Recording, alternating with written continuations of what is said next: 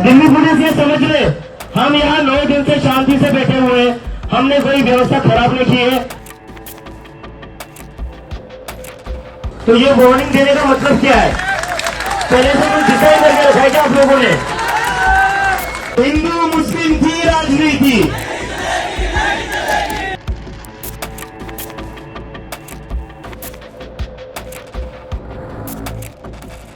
जी हां दोस्तों, आखिर अचानक ऐसा क्या हो गया कि अभिजीत दीपिके और उनके प्रदर्शनकारियों की पुलिस के साथ में भिड़ंत हो गई और आधी रात को अभिजीत दीपिके और उनके प्रदर्शनकारियों को पुलिस थाने का घेराव करना पड़ गया।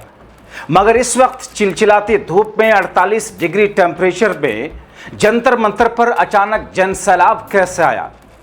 एक तरफ सोनम वांगचुक जो कि भूख हड़ताल पर अनशन पर हैं, तो दूसरी तरफ राहुल की सेना, एनएसयूआई के लोग या कांग्रेस युवा मोर्चा से जुड़े हुए लोग देश के अलग अलग हिस्सों में सरकार को घेर रहे हैं। मगर इस बीच में अभिजीत दीपिके, प्रदर्शनकारी और पुलिस के बीच की टसल के बाद की स्थिति क्या है दोस्तों, आपको विस्तार से बताते हैं।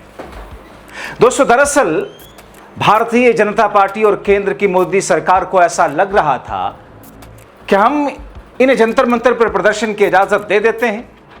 पिछली बार जो आखिरी दिन का अनशन था, 1 दिन की इजाजत ली गई थी, उसके बाद लगा था बैठेंगे 2 दिन, 4 दिन, 6 दिन चले जाएंगे, भीड़ घटती जाएगी। मगर दोस्तों, शायद मोदी और शाह की सरकार की यही सबसे बड़ी भूल और ये सबसे बड़ी चूक है। अब इन स्थितियों में हुआ क्या है?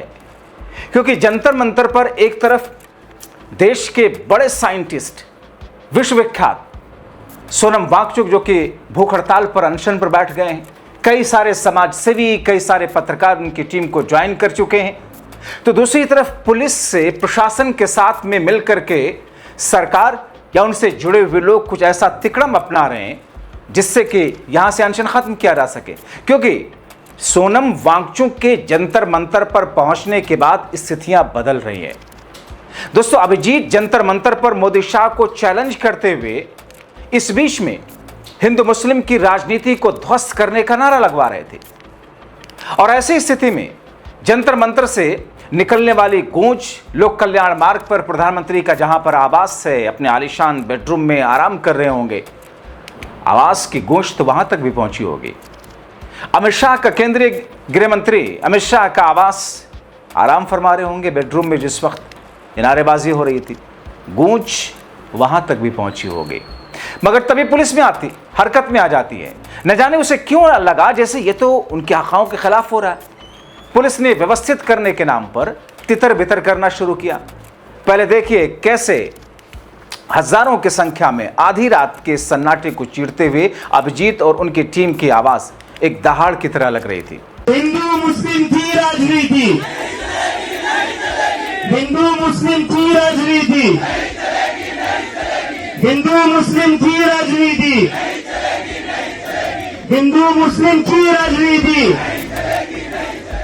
दोस्तों, जाहिर है अभिजीत तो वही कर रहे थे, अभिजीत वही कह रहे थे, कर रहे थे जो संविधान कहता है।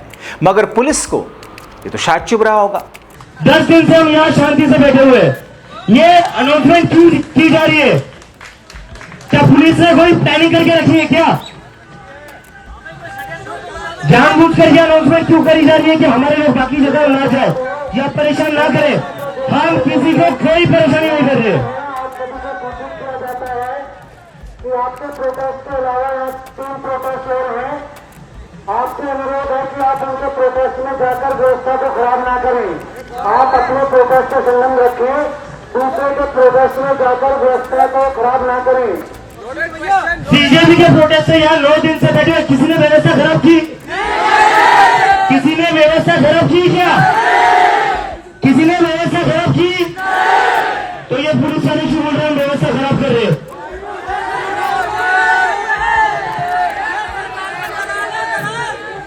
जो लोग यहाँ व्यवस्था खराब करने आए थे, जिन लोगों ने सर फोड़ा यहाँ आकर, मैं पुलिस वालों को कहना चाहता हूँ, पहले उनको अरेस्ट करो, फिर हमें ज्ञान दो।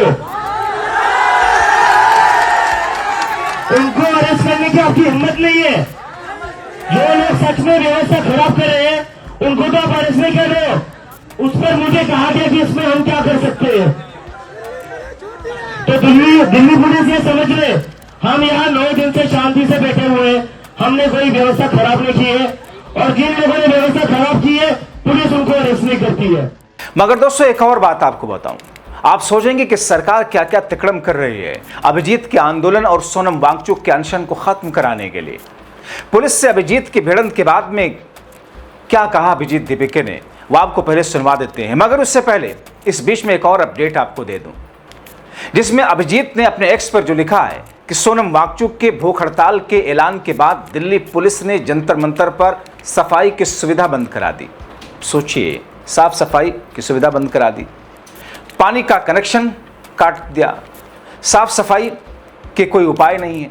बार बार कहने और वांगचुक जी की उम्र और सेहत की चिंताओं के बारे में बताने के बावजूद पुलिस सहयोग नहीं कर रही है। हमें शक है कि ऐसी दूसरी बुनियादी सुविधाएं भी बंद करने की जो साजिश कर रही है दिल्ली पुलिस, मगर हम उसे होने नहीं देंगे, तो लिखा उन्होंने अपने सोशल मीडिया एक्स पर।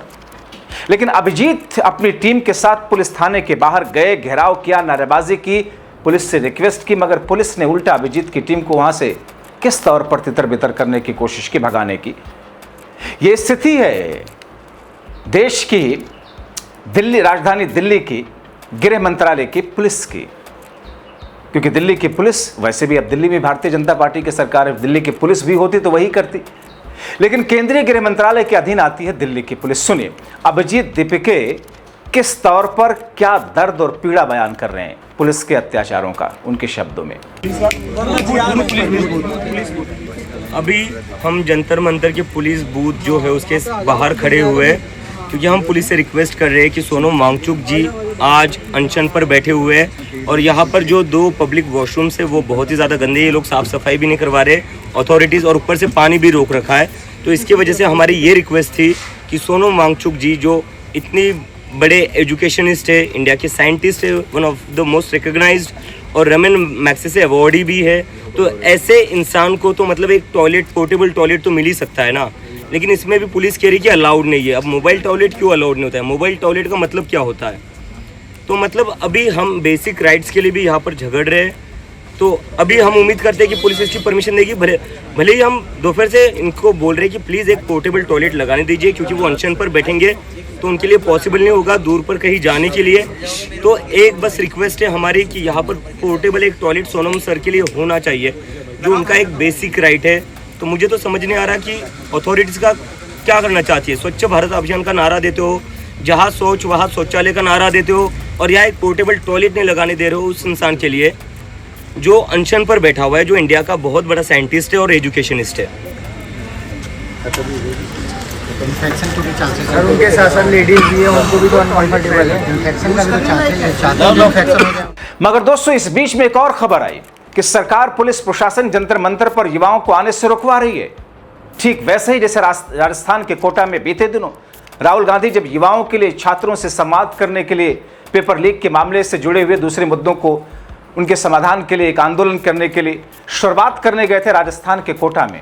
मगर क्या किया था वहां पर राजस्थान के बीजेपी की सरकार की पुलिस ने? कोचिंग सेंटर्स में, हॉस्टल में, पीजी में घुस घुस करके युवाओं को, छात्र छात्राओं को धमकियां दी जा रही थी। क्या आपको राहुल के कार्यक्रम में नहीं जाना है?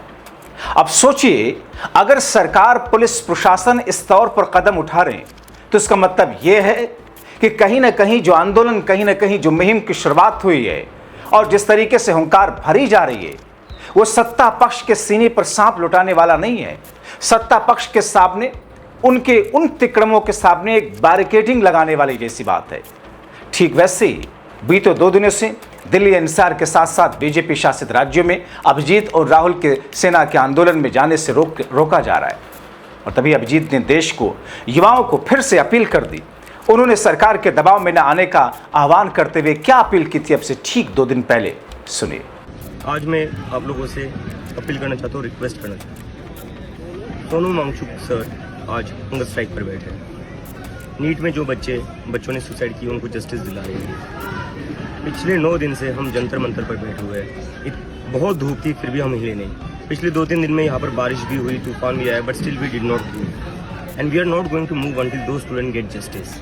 सो आई रिक्वेस्ट यू ऑल, जितने लोग अपने घरों से ये वीडियो को देख रहे हैं, आई रिक्वेस्ट यू प्लीज़, आज संडे को 28 जून को 11 बजे जंतर मंतर आ जाइए. We really need your support. And why do we need your support? We need your support to get justice for the students who have committed suicide. We need your support to get the resignation of Dharmendra Pradhan.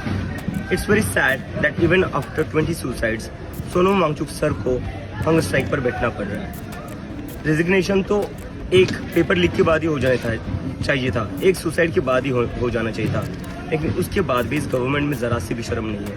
Accountability नाम की कोई चीज़ नहीं बची है, और ये accountability तब तक नहीं आएगी जब तक आप अपने घरों से उठकर जंतर मंतर पर नहीं आओगे. तो अपने लिए, अपने बच्चों के लिए, इस देश में अकाउंटेबिलिटी वापस लाने के लिए मेरी आप सभी से रिक्वेस्ट है, आप सब प्लीज़ आज 11 बजे जंतर मंतर पर आइए. Thank you. लेकिन दोस्तों, भले ही सरकार, पुलिस प्रशासन इस आंदोलन को रोकने और नाकाम करने का प्रयत्न कर रहे हो, भले ही मेन स्ट्रीम मीडिया इसकी कवरेज शून्य के बराबर दिखा रही हो, मगर अंतर्राष्ट्रीय मीडिया में यह खबर खूब छाई हुई है. किस तौर पर अब अंतर्राष्ट्रीय मीडिया के जरिए क्या कुछ कहा जा रहा है, किस तौर पर दूसरे देशों में बैठे हुए इन्फ्लुएंसर कैसे अपील कर रहे हैं देश के युवाओं से, छात्रों से, जवानों से कि डरने की जरूरत नहीं, ये मौका है जब आप अपने मकसद में कामयाब हो सकते हैं शिक्षा व्यवस्था को बेहतर कराने के लिए. 8 दिन से ज्यादा से कॉकरोच जनता पार्टी का इनडेफिनेट प्रोटेस्ट चल रहा है दिल्ली में जंतर मंतर पर. मेन स्ट्रीम मीडिया ने, न्यूज चैनल्स ने इसकी कवरेज बिल्कुल खत्म कर दी है, लेकिन इंटरनेशनल मीडिया में इसे कवर किया जा रहा है. फार्मर ऑर्गेनाइजेशन सब सपोर्ट में आ गई है, किसान लोग अपना समर्थन दिखा रहे हैं, और कल से सोनम वांगचुक ने ऐलान किया है कि वो हंगर स्ट्राइक पर भी बैठ जाएंगी. सिर्फ एक मकसद, एजुकेशन मिनिस्टर का इस्तीफा. देश में सिस्टम दोस्तों इस हद तक सड़ चुका है कि अभी भी खबरें आ रही हैं. आज की ही खबर है कि एक और एग्जाम पेपर लीक हो गया महाराष्ट्र में. सिस्टम में बदलाव लाना है तो सबको साथ में मिलकर आवाज उठानी होगी. अभिजीत और सोनम वांगचुक को सपोर्ट करो, ये लोग आपकी आवाज बन रहे हैं, ये लोग आपके लिए खड़े हो रहे हैं. पीछे नहीं हटूंगा. पीछे नहीं हटने को नहीं तो मेरा शेर नाम कमा के जाऊंगा. अभी भारी करें. तो कल अगर आप दिल्ली में जंतर मंतर पर आ सकते हो तो जरूर आओ, प्रोटेस्ट में पार्टिसिपेट करो. तो फिर एक ऐसी स्थिति जिसमें अब जंतर मंतर पर जन सैलाब बनता सजा रहा है, एक ऐसी स्थिति जिसमें अब प्रदर्शन नहीं, अनशन और उसके आगे का स्टेज दिख रहा है, एक ऐसी स्थिति जिसमें पुलिस के हाथ पांव फूल रहे हैं और इसीलिए प्रदर्शनकारियों और अभिजीत की टीम से भिड़ंत हो रही है. तो क्या आने वाले दिनों में जिस कैबिनेट की रिशफल में धर्मेंद्र प्रधान के नाम का जिक्र बार बार किया जा रहा है, अब देश के युवाओं, छात्रों के दबाव में, राहुल की सेना, राहुल के युवाओं, राहुल के एनएसआई के लोगों की चिलचिलाते धूप में प्रदर्शन करने के दबाव में अब सरकार वो कदम उठा लेगी जिसका देश के सभी युवा कामना कर रहे हैं और सरकार पर दबाव डाल रहे हैं. दोस्तों, आप क्या सोचते हैं? इन तमाम कड़ियों को जोड़ करके अपनी राय कमेंट बॉक्स में जरूर लिखें. हर रोज स्टूडेंट सुसाइड कर रहे हैं. अभी थोड़े घंटे पहले मैंने न्यूज पढ़ी, एक और नीट के स्टूडेंट्स ने सुसाइड करी है. और क्या हो रहा है? मन की बात देख रहे हैं धर्मेंद्र प्रधान जी, नरेंद्र मोदी जी मन की बात कर रहे हैं. कौन से डिल्यूजन में रह रहे हैं ये लोग, और इतने कैसे बेशर्म हो गए ये कि बच्चे रोज सुसाइड कर रहे हैं और वो प्रधानमंत्री अपना मस्त किसी दुनिया में रह रहा है, अपनी मन की बात कर रहा है. अरे स्टूडेंट्स की मन की बात सुन लो यार, उन परिवारों की मन की बात सुन लो जिनके बच्चों ने सुसाइड करी है. बोर हो गए हम 12 साल से आपका मन की बात सुनकर, पका दिया है पूरे देश को. उनके अपने मंत्री भी उनकी मन की बात नहीं सुनते. अब तो मोदी जी धर्मेंद्र प्रधान को निकाल दीजिए, वरना जनता आपको निकाल देगी.